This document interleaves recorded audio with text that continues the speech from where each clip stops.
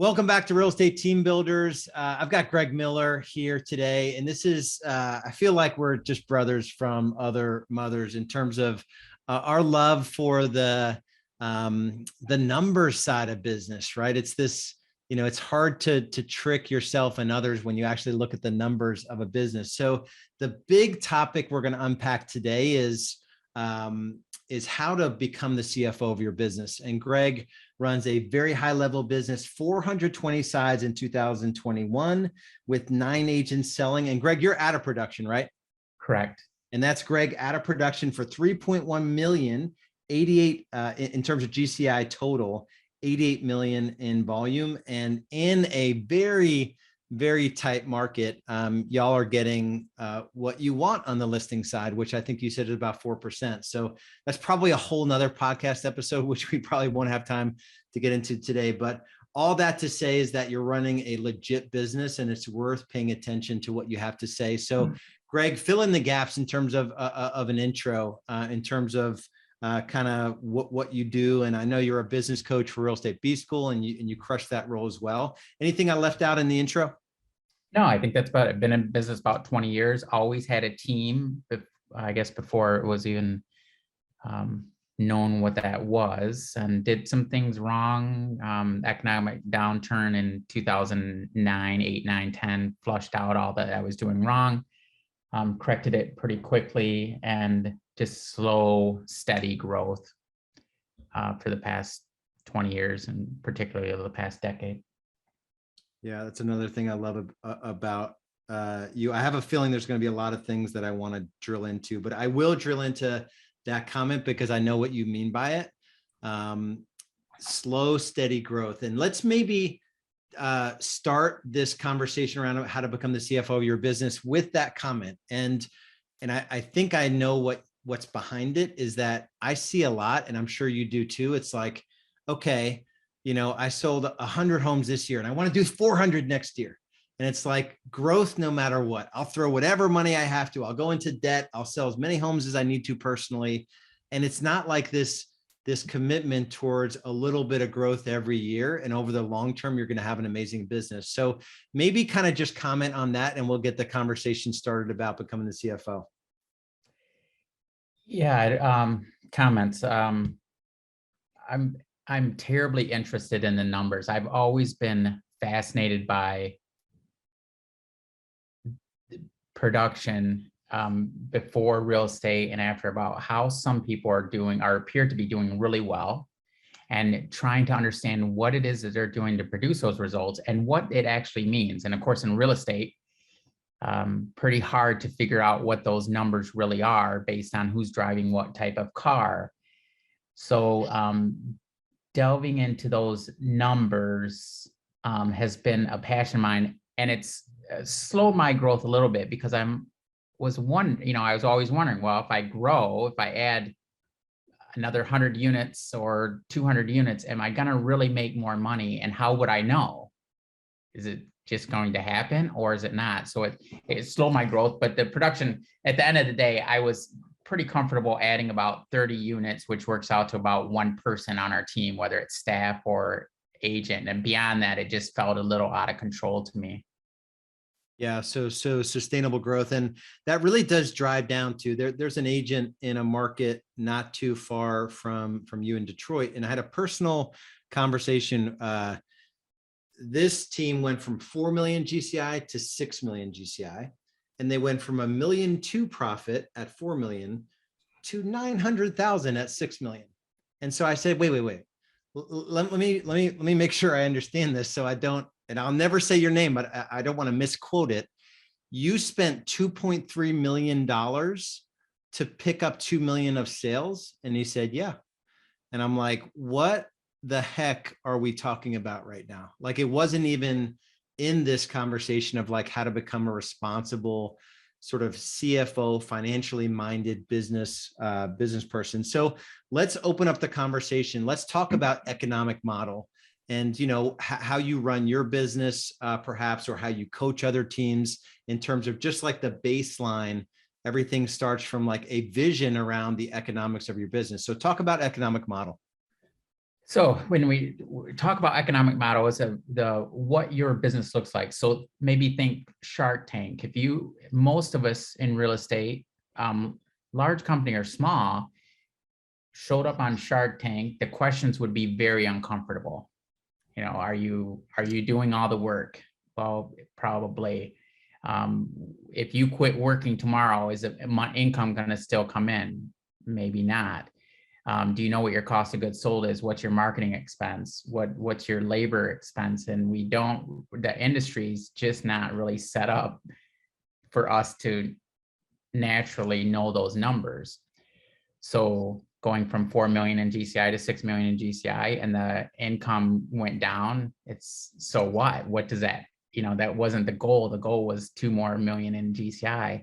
And along that line, if you plug things in the toolbox to the flow chart and you add just a little bit of work, I did this maybe 45 minutes and looked at, and there's a point in my team where I'm like, I can't go past this, because in order to go past this, I got to go way past this, because I had to add layers of management, and I'm like, well, there's my maximum, or there's where I want to be my maximum. But if you have a financial model, you know how much goes out to your agents, you know what percentage of your GCI goes out to lead generation, to staff, to general office expenses. You got to figure out where you're split to your broker. If you're at a broker, fits in there. If you want to add an ISA department, what bucket is that going to come out of?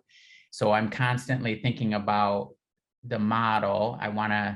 I flipped this over in 2010 because I had a couple bad years living in Michigan during that time period, maybe about a decade of bad years. And I started with profit. I go, okay, look, if I'm going to do this, I got to make a certain percentage and I'm going to work backwards, which is problematic because you're like, okay, well, where's the splits going to come from after I start really looking at roughly spending about 10% on lead generation, marketing, 10% on staff. And I got about 10% into general expenses and paying the broker and all those. I'm like, well, wait a minute. How is this going to work? And that's where I started the splits that I'm still on, but just out of that kind of like, well, it's either going to work or I'll just go sell some houses and work myself to death, because I was already doing that and I wasn't even getting all the money. But step one, economic model, how much goes out to your staff, what's left over to pay all your business expenses, what percentage of that GCI, the total amount coming in, goes towards lead generation, towards staff, and towards your general office expense, and then what's left over to pay the taxes and for the business to profit. And if you can answer those numbers, your whole life changes. Because if you're driving down the road like I am, and your admin quits and your office manager calls and says, hey, I interviewed 2 people, I'd like to hire them both, and I know what my GCI is, and I know I got about 10% towards staff, and I run that number pretty tightly, I can go through and calculate, okay, what's everybody make? We added them up. I go, great, we can hire them both. Before economic model, I just didn't hire people, because I'm like, well, if I hire people, that means I spend money. I don't like to spend money. And I actually, for me, it wasn't a marker to not go over, as a marker to push both marketing and staff. I was slow to do both those, because I didn't like to get caught in any recurring expenses, which those things are both recurring. Yeah. So in the team leaders in their businesses, the team leaders that you've been involved in, and you get into the numbers with them, which I know is, different coaches have different approaches, and yours, and I love this about you, is that the numbers don't lie. So if you're selling 200 homes a year, but you're doing 75 of them personally, and you only have like 14% left over, it's like, what are we doing here? So we kind of have to unpack it a little bit. But what are you seeing with, like, across the board when you get into a team and the numbers and the financials and the personalities of some of these team leaders? Where do you think they just weren't told upfront that they needed an economic model, or their personalities are just like, I'm just going to sell a lot of stuff and it's going to work out? Like, what are you seeing across the board with some of these team builders as far as economic model goes? Yeah, and I don't think this is a problem from my viewpoint of real estate practitioners, realtors, or real estate agents or brokers. This is a small business problem. So when I go into any small business, I wonder, what do they pay for that material they put on their shelves, and what's the shelf life of it, and how much they sell it for, and what's a profit margin on that? I'm just always wondering. I don't think most small business owners wonder that at all. They come into work, they sell all the Pepsis, they take the money out of the till, they come back the next day, Pepsi guy comes in, and they hope they somehow will take a check that maybe is going to cash next week because they don't have any cash left because they spent it. So real estate's no different. Entrepreneurs out there, and the one difference that we have is probably a hindrance, is there's so much money, so much individual closing. There's so much money that it has to work out. And I've had an argument with one of my team members for literally 2 decades. Just because we sell more doesn't mean we made more money. And their answer is, well, how could that be?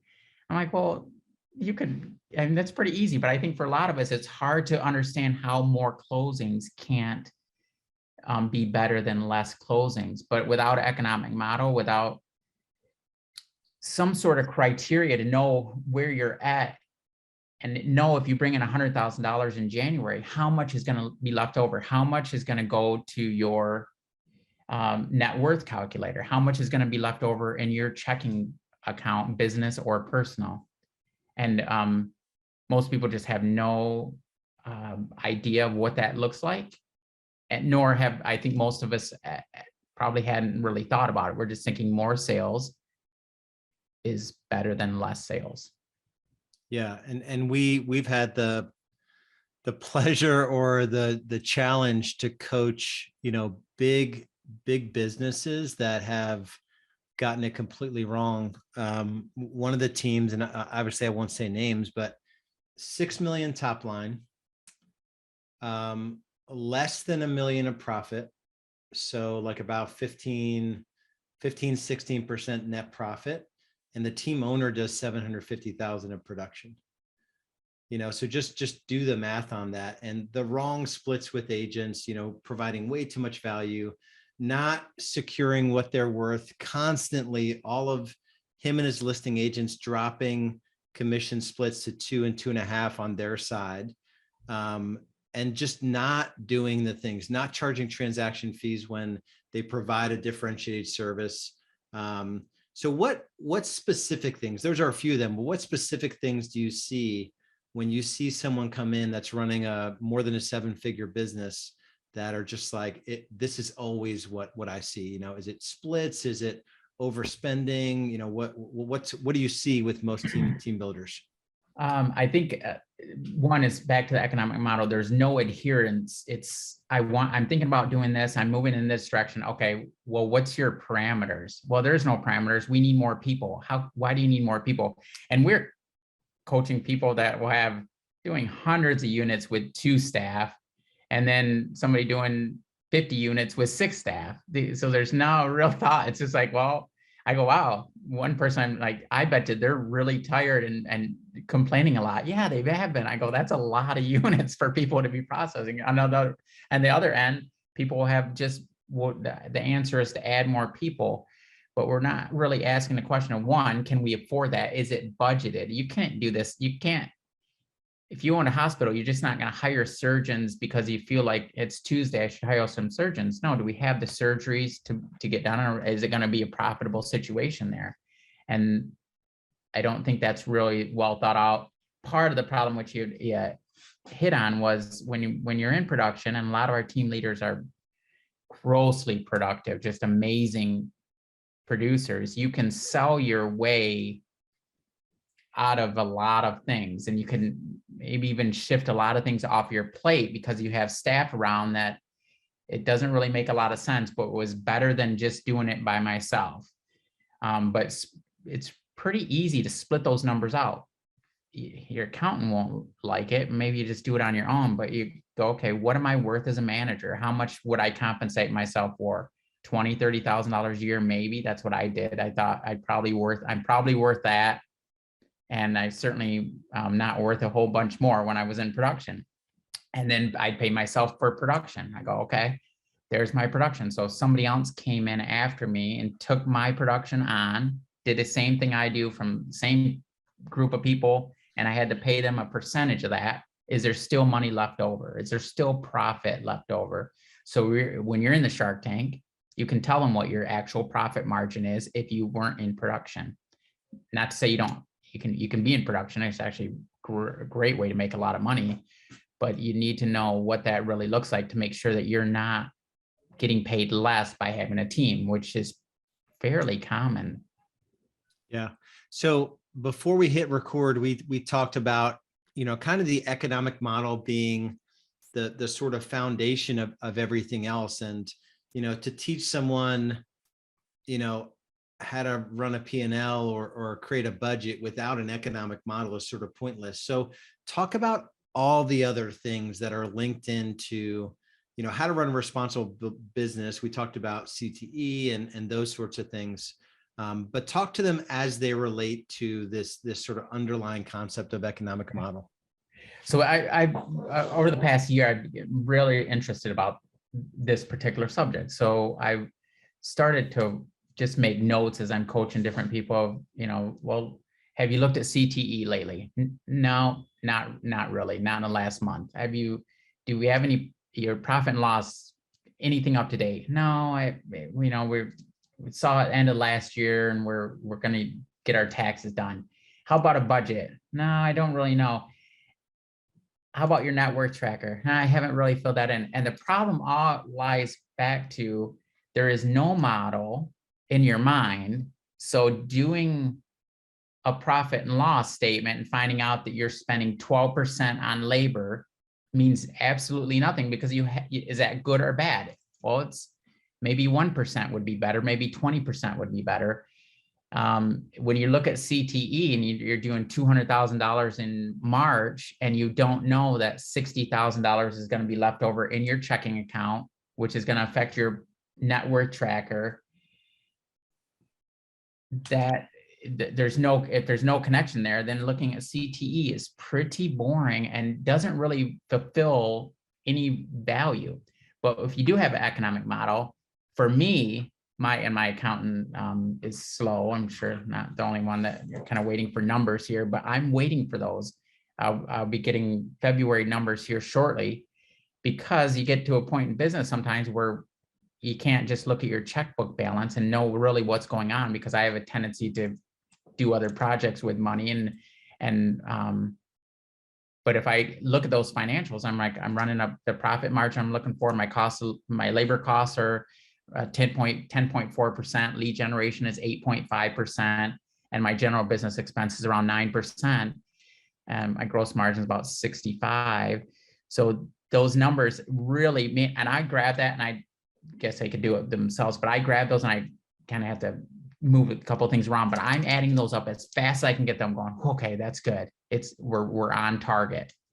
And that gets into budgeting. As I'm looking into next year, I know that I'll have $300,000 for lead gen marketing, $300,000 for staff.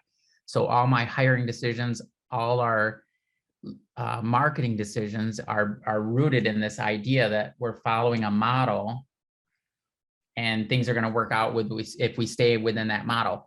It can be a different model. It doesn't have to look like what I'm doing or what Lars is necessarily doing, but you should have some idea. If you bring in $1 million, how much is going to be left over? And I like to know that exactly. Yeah.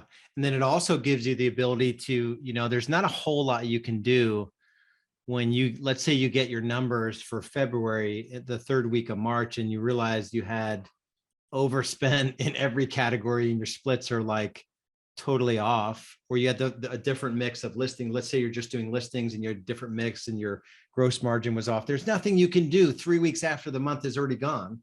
But if you're running a tool, like you have an economic model, just for some people that may not have heard the term, it's essentially about 5 or 6 rules that you follow in terms of how you spend the money as it comes in. And they're just rules that you need to follow. If you're, 250,000 GCI top line, or 500, 1 million, 1.5 million, it basically follows the same. Like you learn the rules, and you can have those rules follow you in every stage of growth.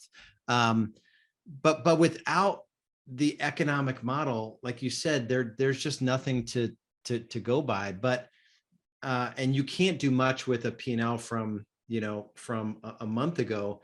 But what I would do, and I know you do the same thing, is like, I'm looking ahead. Like I'm already, April is done for the most part in about a week. So like if I were to pull back an expense, or maybe I was thinking of this expenditure, but it's not, it's going to fall out of model. Like you just become way more smart about how you run your business and the seasonality in your market. You don't freak out in January when you're losing a little bit of money, because that those, the percentages might be out of whack, but you'll kind of be in line in the months where more homes are sold. One other thing I want to make sure, and this is more along the line. So someone listening that is maybe, starting to scale their real estate team, how do you see this fail? So when you see someone who's like heavy in production and like, they're not running it, there's no CFO element in their business. They're 2 years behind on their taxes, and they're going to make it all up on just, working 80 hours a week. How do you see this fail for some of the teams that come into our world?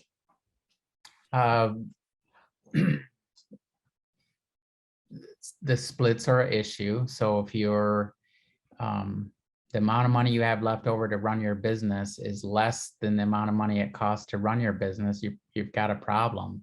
And if you don't know those numbers, you got probably a good chance of crossing that line. And it's pretty easy to stay within the margins, but it's pretty easy just to mix that up. So splits are a problem. Salaries are a problem frequently. And I understand I want to pay people more, not less. That's what I want to do. But if my competition sets up across the street and pays people according to what their position is worth, and I pay people based on what I want to pay them, I'm going to lose a competitive advantage in the marketplace. You can't run a business that inefficiently. Same with your brokerage splits. You can't pay somebody over here 10 times the amount that you could get the same services down the road. So if you just manage those big blocks, making sure your gross margin's satisfactory, making sure that your staff not only stays within the guidelines, but you're compensating based on the job that's done, not the potential of a great person that may one point be the vice president of something or other in your organization that currently has 3 people. So you can't pay that person to do contract to close and pay them an office manager salary. It might not seem like much, but that's to me, a very dangerous situation. You wouldn't hire, if you own a hospital, you would not hire trauma surgeons to clean the rooms. I'm sure they do a great job, and probably a better job than somebody that cleans rooms for a living. And but you just couldn't do that. You couldn't be competitive to the hospital across the street. Yeah. So, and that kind of brings up a thought. So for someone, they hear this conversation and they're like, well, it's easy for Greg and Lars to do because you can just tell these guys are wired a little differently. They're a little bit more, spreadsheet oriented, which we are. What did like 3 things, pieces of advice that you would give like a prototypical, I'm going to solve it with sales team leader? Like, let's prescribe this thing, like step 1, do this, step 2, do this. And then I also want to get your estimate on a monthly basis or a weekly basis, how much time you're actually spending as the CFO of your business. It's not as much as people think, but talk a little bit about that. Like, this is the advice you would give somebody who's like not a spreadsheet person. So I would create an economic model. And if you're like, well, I don't know how to do that, you can find that information in the toolbox, or you could just look at your profit and loss for the past couple of years and go, well, there's my economic model. I paid this in percentage in staff, this percentage, and you have something actually to go on, and you may need to adjust that. But I would do that. I would look at CTE for 30 seconds a day, every day. I click on the same 6 tabs. I want to know what my next 2 months look like. I want to know how I'm on target. I want to know how I look compared to last year. I want to know what my lead generation sources are doing and what my agent's vitality is. And I click on those, and it's fast. I look at my P&L once a month. I fill out my network tracker. I'm probably spending about, I doubt it's 10 minutes a day, but it sure feels like it. Maybe 2 minutes a day, but it's consistent. Yeah. And So maybe over the course of a week, less than an hour a week being the oh CFO yeah, of once you have these systems set up and you understand it and it doesn't freak you out, less than 1 hour a week, I would guess. oh yeah, yeah. I had the advantage of my lack of wanting to hire. I did my business taxes for years, so I was spent a ton of time, but I really got to know, like, wow, look at that. That really recurs year after year. Those expenses, I hire somebody, I got to keep paying them. Which means we have to produce. So if you're smarter and you have a bookkeeper take care of this, there's just no way you could spend more than an hour a week and have a better handle on your business, guaranteed, than most real estate companies that I think you could find, because most of them, large and small, are just trying to sell their way out of this dilemma that we're in. Yeah. And it's, I guess it's the same thing though. I'm trying to think of like how, when I'm challenged to do a thing that isn't in my natural personality, how I react. So I'm almost like in real time playing devil's advocate. Like so you have to just trust us in all the thousands of homes that we've sold collectively, and the tens of thousands of homes we've coached under the team leaders that we've coached for years and years and years of doing this at the upper 1% of 1% of our industry. You just have to trust us that whatever is blocking you, if you're not doing this stuff, whatever is blocking you, you need to slow down and push through it and then get into the cadence. These small little time blocks every day, a cup of coffee, and you're just doing your CFO. You're putting your CFO hat on. And then I say time blocks, and it's probably the same people that aren't running the economic model that don't have time blocks. So that's probably a whole nother lesson we need to teach you on time blocking. But any parting words here, given all of your firsthand experience in building a business and also all the top teams that you've coached, what's your final thoughts here? I think keep it simple. Don't track things that you don't care about or you're not going to make any decisions about. So I think we have a tendency to want to click on every spreadsheet in CTE. Like, why are you doing that? What are we looking for? So keep it very simple. Look for a few metrics that you care about. Have some sort of model in mind. Keep plugging away. It's amazing what somebody can go from no idea what's going on. 2 months later, few coaching calls, and they'll start. My labor cost is 12.4%. It's am I worried about that? I'm like, wow, you went from knowing nothing to now you're reporting these numbers, and be confident when if you find yourself on Shark Tank selling your real estate team, spewing out these numbers is very impressive. If you can know just how many units did I did, what's my gross commission, what's my profit margin, what's my cost of goods sold, what's my lead generation expense. That's more than most people. And we're talking about maybe 10 numbers. So very small changes over 2 to 3 month period of paying attention. And you'll not only affect this business, but you start applying it to other investments and businesses that you look at. Like, whoa, somebody wants you invest in something, you'll have some real good questions from, what are your labor expenses? And if you talk to most small business, they're like, well, what do you mean? I work 100 hours a week. What's that mean? Like, I'm like, no, what's your labor cost and how much of the production is due to you? Or like, well, all of it. And why do you have 10 people? And you start asking these questions like we ask of you, and it's a lot funner to ask than to be asked. So yeah, and I'll end with this thought, and it's along those same lines. I had a conversation. I went to a random event. It was Jim Quick. It was a memory expert. So it was like a free ticket I got for buying some crap at some event so it was like 3 things removed from real estate, but it was cool. I learned how to memorize 20 things. But I talked to somebody that had just been on in front of 5,000 real estate agents, featured on Apple's website. And, so she's showing me her offices, and I'm like, lots of glass, lots of exposed bricks, Apple products everywhere.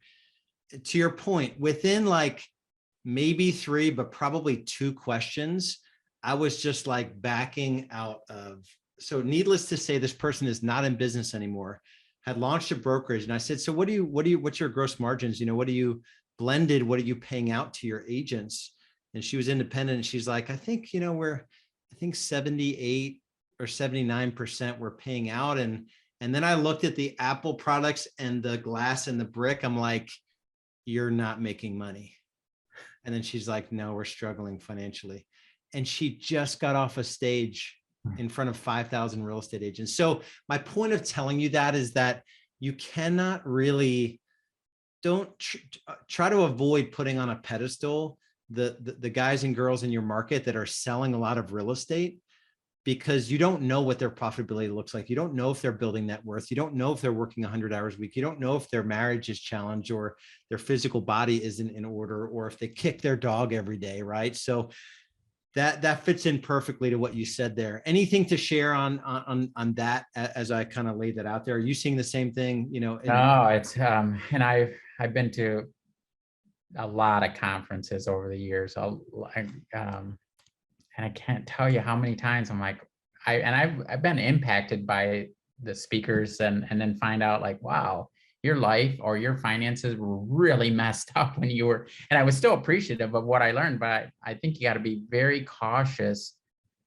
about the information you're looking for. So for me, when I was younger, maybe before all the internet and that Zoom, it was cars you drove and the house you lived in. And then I'd see the house and it's, I'm like, that is such a nice house. And I can't imagine ever having enough money in my wildest dreams to afford that. And then I'd see it's being sold as a short sale. And I'm like, well, that's even more confusing. Like, I just don't understand what's going on. And yet the car's still running. I'm like, why do they have such a nice car and their house is being foreclosed on? I just could not figure it out. I wasted a lot of time. So much better, I think, to plug in a community that is open and honest and will show you the financials, and you can maybe learn together, as opposed to this. I'm not saying this industry is fraudulent, but there's a lot of smoke and mirrors going on and a lot of behind the scenes that it does not look good. And it's unfortunately the way our industry is built. It's built on volume, agent volume, sales volume, not on profitability for the individuals. I was at a conference 2015, and I think it's San Francisco NAR conference, and Lawrence Yun, the economist, starts the meeting. He goes, 50% of agents in the United States makes less than $10,000 a year before expenses. And the whole room just gasped. I'm like, that's horrible start. But it really struck me. I'm like, wow, half the people in this room are making less than $10,000 a year before this expense issue comes up. So finding the answers outside of this group or groups similar to this is going to be very challenging for you, and very challenging when I dug in this pretty heavily, and the life behind this and the destruction for the people that are making a ton of money is really bad too. I don't want to make it sound doom and gloomy, but there are other options out there. My team is very well balanced. I don't work a ton. And I make sure my staff and agents don't work a ton either. And you can do it elsewhere if you set up those parameters and you focus not just the goal of more units, more dollar volume, but a better quality of life and more profit for everyone. Awesome. And that's a good point. And probably next topic, we'll have to revisit, how to run a team that's doing the production you're doing, where everyone does have a life. So everyone has a shot at more money, more time, less stress, and the whole B School promise. I would end with this. If you're sort of in the team building mode and you're like, holy cow, what just happened on this podcast? I probably should have done this call to action first thing, because we might have lost some people when I mentioned spreadsheets a couple of times. But I would say, there is a method to this madness. So there's a way to build this the right way. We are blessed to have Greg in our world and be able to feed into and just honestly evaluate these businesses, so our team leaders can operate and move forward from a position of confidence, knowing that there is a range of a correct way to build a real estate team. So it gives a little bit of freedom and is built on the proper foundation. So I would just say, go to businessgrowth.com. There's a free report there, goes through the 6 stages of growth, like step by step, the questions you should be asking yourself, the structure of the team, the tools you should be implementing, and so forth. So go to realestatebusinessgrowth.com. Greg, I appreciate you. I don't say it enough. You are a blessing to Real Estate B School. I know, to your team and your community, and also all the team leaders that get to work with you. Much love, brother.